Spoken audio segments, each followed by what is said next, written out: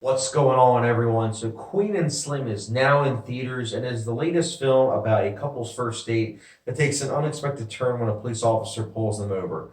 This was a movie that I was very much so looking forward to based on the simple premise alone, as well as it is one of the latest independent movies. It's a movie that stars Daniel Kaluuya, Jodie Turner-Smith, and it's a movie I was very much so looking forward to.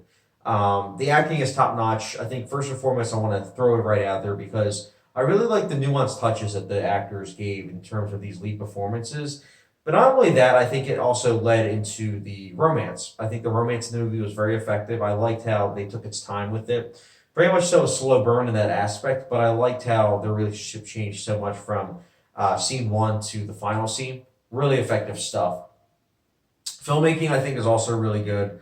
The cinematography was very effective. I think it was cool to see that it was shot on film. And I know I've been saying that a lot lately, but I think it's just because, and I've said this in other reviews, I think it's really cool when a movie's shot on film because so many times movies are shot digitally now. So it's nice to see a nice change of pace. I also liked the editing. The editing was very effective for me. There were some scenes where actors were talking, via narration, and what you realize as you're watching those scenes and hearing that dialogue, you're realizing that that dialogue is from the future. And so essentially, as these characters are just looking at each other and you're hearing that dialogue, you're thinking, huh, maybe the lips are off, like, maybe it wasn't synchronized correctly. And then you realize, you put two and two together that no, this is the narration is these people talking in the future, like in a couple minutes from right now, from them just staring. And I don't know, I thought that was really cool because it made for an interesting experience. I haven't really seen a movie done that before.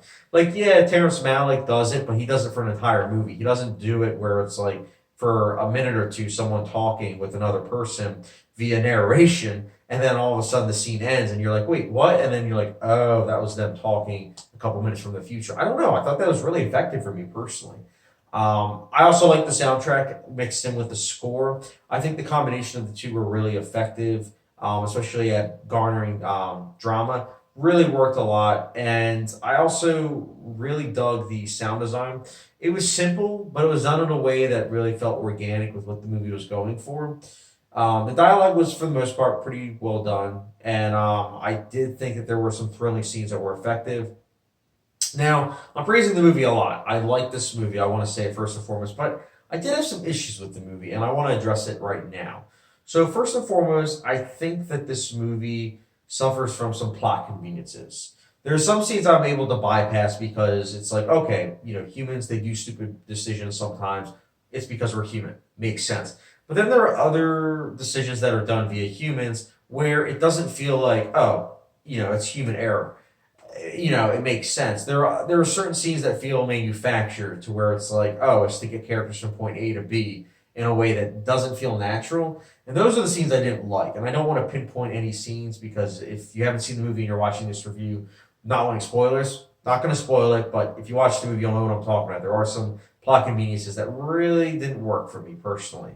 I also wish that the movie was, it's going to sound strange, especially given the premise, but I wish the movie was a bit more ballsy. I mean, I know some people might say the ending is, but I personally didn't think it was. I thought it was a good ending, but I wish it went an extra yard.